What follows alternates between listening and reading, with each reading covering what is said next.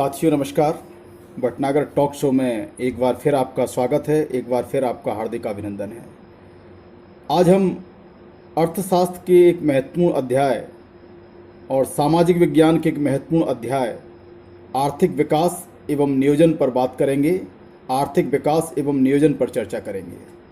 आर्थिक विकास और नियोजन के अंतर्गत आज हम आर्थिक विकास की अवधारणा को समझने का प्रयास करेंगे। इस अध्याय के अंतर्गत हम राष्ट्रीय आय एवं प्रति व्यक्ति आय की अवधारणा को समझने का प्रयास करेंगे। इस अध्याय के अंतर्गत हम राष्ट्रीय आय और प्रति व्यक्ति आय का आर्थिक विकास में क्या संबंध है, इस बात को समझने का प्रयास करेंगे। तो शुरू करते हैं। आर्थिक विकास और नियोजन। आधुनिक युग में सभी व्यक्ति चाहते हैं कि उन्हें रहने के लिए मकान, खाने के लिए भोजन, पहनने के लिए कपड़े तथा बच्चों के लिए शिक्षा एवं स्वास्थ्य सुविधाएं प्राप्त हों। किंतु ये तभी संभव है जब वस्तुओं का उत्पादन हो और उन्हें रोजगार की प्राप्ति हो, जिससे उन्हें पर्याप्त आय प्राप्त हो और उनकी आवश्यकताएं पूरी हो। अर्थशास्त्र में इसी प्रक्रिया को आर्थिक विकास की संज्ञा दी गई है। इस प्रकार कहा जा सकता है कि आर्थिक विकास एक ऐसी अनवरत चलने वाली प्रक्रिया है जिसके परिणाम स्वरूप देश के समस्त उत्पादन के साधनों का कुशलतापूर्वक प्रयोग होता है।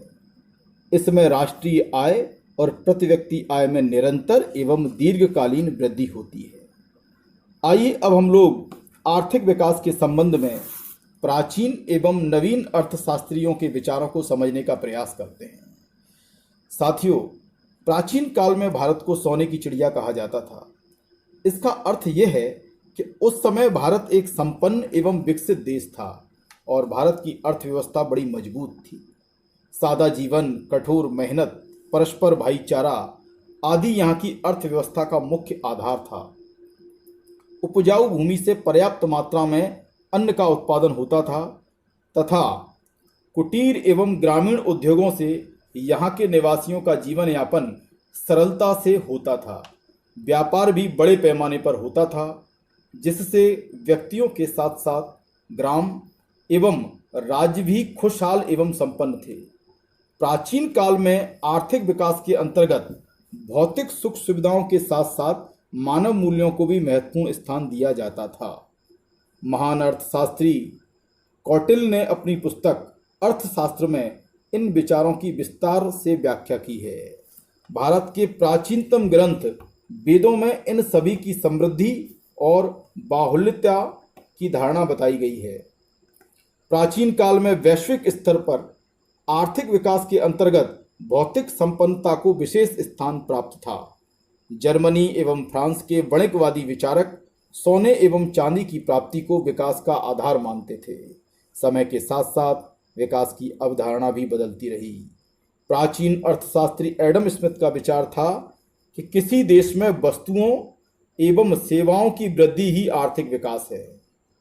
कार्ल मार्क्स ने समाजवाद की स्थापना को आर्थिक विकास माना है, परंतु इन सबसे भिन्न जे.एस. मिल ने लोक कल्याण एवं आर्थिक विकास के लिए सहकारिता के सिद्धांत को अपनाने को आर्थिक विकास माना है।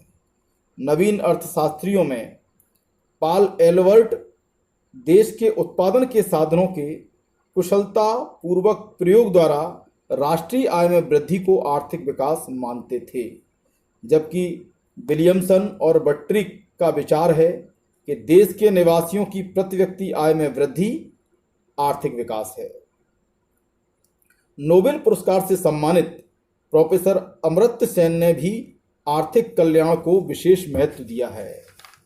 तो इस प्रकार हमने देखा कि आर्थिक विकास के संबंध में जो प्राचीन कालीन वैश्विक अर्थशास्त्री हैं और प्राचीन कालीन भारतीय जो अर्थशास्त्री हैं, उनके मत अलग अलग हैं। आर्थिक विकास की अवधारणा में जो प्राचीन कालीन वैश्विक अर्थशास्त्री हैं, वो भौतिक संपन्नता को विशेष स्थान देते थे। वहीं भारतीय आर्थिक विचारक भौतिक सुख सुविधाओं के साथ साथ मानव मूल्यों की प्राप्ति को आर्थिक विकास मानते थे। वणिकवादी विचारक सोने एवं चांदी की प्राप्ति को आर्थिक विकास मानते थे। वहीं एडम स्मिथ वस्तुओं तथा सेवाओं की वृद्धि को आर्थिक विकास मानते थे। तो अभी हम लोगों ने आर्थिक विकास की विभिन्न अवधारणाएं देखी। अब हम मेयर एवं बाल्डविन की एक महत्वपूर्ण परिभाषा देखते हैं, जो आर्थिक विकास की बड़ी व्यवस्थित परिभाषा के रूप में है। आइए मेयर एवं बाल्डविन की आर्थिक विकास की परिभाषा को समझते हैं। आर्थिक विकास एक ऐसी प्रक्रिया है जिसमें दीर्घकाल में अर्थव्यवस्था की वास्तविक राष्ट्रीय आय में वृद्धि होती है। मेयर और बाल्डविन की परिभाषा से स्पष्ट होता है कि आर्थिक विकास एक ऐसी सतत चलने वाली प्रक्रिया है जिसमें दीर्घकाल में अर्थव्यवस्था की वास्तविक राष्ट्रीय आय में वृद्धि होती है। साथियों, अब हम आर्थिक विकास के प्रमुख लक्षणों की बात करेंगे। हम आर्थिक विकास की विशेषताओं की बात करेंगे।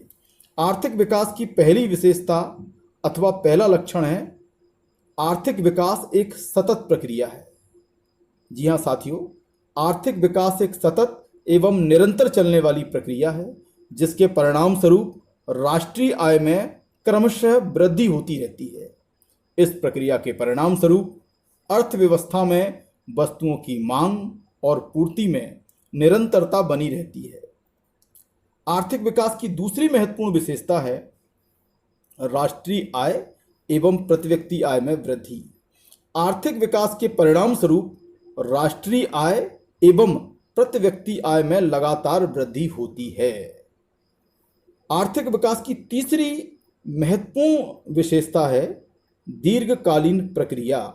आर्थिक विकास एक दीर्घकालीन प्रक्रिया है क्योंकि अल्पकालीन या कम समय के लिए होने वाली वृद्धि या परिवर्तन को विकास नहीं कहा जा सकता। उदाहरण के लिए, यदि किसी वर्ष अच्छी वर्षा हो जाती है तो कृषि उत्पादन भी बढ़ जाता है, जिससे राष्ट्रीय आय भी बढ़ जाती है, परंतु इसे आर्थिक विकास नहीं कहा जा सकता। तो स्पष्ट है कि आर्थिक विकास एक दीर्घकालीन प्रक्रिया है, एक सतत प्रक्रिया है। आर्थिक विकास का चौथा महत्वपूर्ण लक्षण है संसाधनों का समुचित विदोहन। आर्थिक विकास में देश में उपलब्ध समस्त संसाधनों का कुशलतापूर्वक विदोहन किया जाता है। आर्थिक विकास के अंतर्गत देश में उपलब्ध संसाधनों को सबसे पहले आइडेंटिफाई किया जाता है, फिर उन संसाधनों का कुशलतापूर्वक विदोहन किया जाता है, विवेकपूर्ण तरीके से संसाधनों का प्रयोग किया जाता है। आर्थिक विकास की पांचवी महत्वपूर्ण विशेषता है जीवन स्तर एवं समाज कल्याण में उन्नति।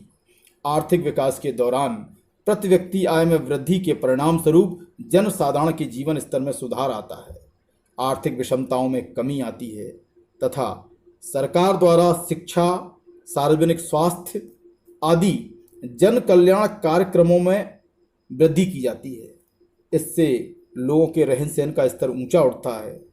आर्थिक विकास के परिणाम स्वरूप देश की आय एवं उसमें रहने वाले लोगों की आमदनी में वृद्धि होती है, जिसे हम राष्ट्रीय आय एवं प्रति व्यक्ति आय के रूप में जानते हैं। तो अभी हमने आर्थिक विकास की अवधारणा एवं आर्थिक विकास के लक्षणों पर बात की। अब हम राष्ट्रीय आय एवं प्रति व्यक्ति आय को समझने का प्रयास करते हैं। राष्ट्रीय आय एवं प्रति व्यक्ति आय का आर्थिक विकास में क्या संबंध है, इसको समझने का प्रयास करते हैं। आइए अब हम बात करते हैं राष्ट्रीय आय के बारे में। किसी भी देश या राष्ट्र की कुल आय राष्ट्रीय आय कहलाती है।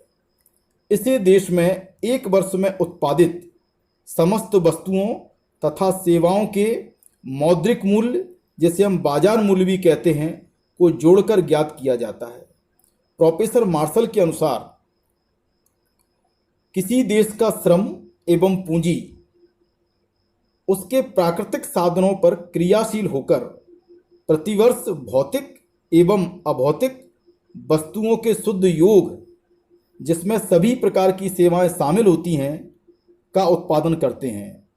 यही उस देश की वास्तविक शुद्ध आय या राष्ट्रीय लाभांश या राष्ट्रीय आय कहलाती है। तो अभी हमने राष्ट्रीय आय के बारे में समझा। सामान्य रूप से देखा जाए तो राष्ट्रीय आय किसी देश के सामान्य निवासियों के द्वारा एक वर्ष के भीतर जितनी वस्तु और सेवा का उत्पादन होता है उनके बाजार मूल्य के योग को राष्ट्रीय आय कहते हैं। इसमें विदेशों से प्राप्त शुद्ध साधन आय को जोड़ दिया जाता है और मशीनों की गिरावट को घटा दिया जाता है। अब हम राष्ट्रीय आय के संबंध में कुछ महत्वपूर्ण बातों को जानने का प्रयास करते हैं, जिससे राष्ट्रीय आय की पूरी अवधारणा हमारे सामने स्पष्ट हो जाएगी। राष्ट्रीय आय के संबंध में सबसे महत्वपूर्ण बात है, राष्ट्रीय आय का संबंध किसी अवधि विशेष या एक वर्ष में उत्पादित समस्त वस्तुओं एवं सेवाओं की मात्रा से होता है। इस एक वर्ष को हम वित्त वर्ष या लेखा वर्ष के नाम से जानते हैं।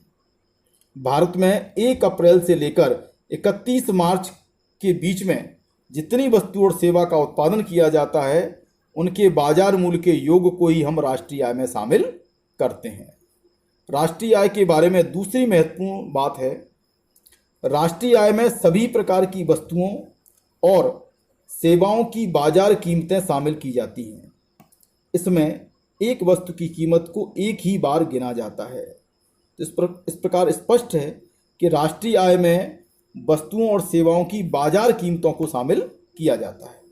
राष्ट्रीय आय के बारे में तीसरी महत्वपूर्ण बात है, इसमें विदेशों से प्राप्त आय को जोड़ा जाता है तथा विदेशियों द्वारा देश से प्राप्त आय को घटा दिया जाता है। तो अभी हमने राष्ट्रीय आय से संबंधित कुछ महत्वपूर्ण बातों को समझा। अब हम प्रति व्यक्ति आय को जानने का प्रयास करेंगे कि प्रति व्यक्ति आय क्या होती है। किसी देश की राष्ट्रीय आय को जब उस देश की कुल जनसंख्या से भाग दे दिया जाता है तो हमें जो आय प्राप्त होती है उसे प्रति व्यक्ति आय कहते हैं। इसे ज्ञात करने के लिए एक साधारण सूत्र का प्रयोग किया जाता है, प्रति व्यक्ति आय बराबर राष्ट्रीय आय बटे देश की कुल जनसंख्या। प्रति व्यक्ति आय बराबर राष्ट्रीय आय बटे देश की कुल जनसंख्या। तो इस प्रकार स्पष्ट है कि जब किसी देश की राष्ट्रीय आय में हम देश की कुल जनसंख्या से भाग दे देते हैं तो हमें जो आय प्राप्त होती है उसे प्रति व्यक्ति आय कहते हैं। प्रति व्यक्ति आय हमें उस देश के निवासियों के जीवन स्तर की जानकारी प्रदान करती है। यदि किसी देश में प्रति व्यक्ति आय में वृद्धि हो रही है तो इसका तात्पर्य है उस देश के निवासियों के जीवन स्तर में वृद्धि हो रही है, अर्थात उनके जीवन स्तर में सुधार हो रहा है। सम्मानित साथियों, प्रिय विद्यार्थियों, अभी हमने राष्ट्रीय आय और प्रति व्यक्ति आय को विस्तार पूर्वक समझा। मुझे उम्मीद है आज का ये वीडियो आपके अवश्य काम में आएगा। आज के इस वीडियो के माध्यम से आर्थिक विकास, राष्ट्रीय आय और प्रति व्यक्ति आय के संबंध में आपके ज्ञान में निश्चित रूप से वृद्धि हुई होगी, ऐसा मेरा विश्वास है। आज के लिए बस इतना ही। बहुत बहुत धन्यवाद। जय हिंद, जय भारत।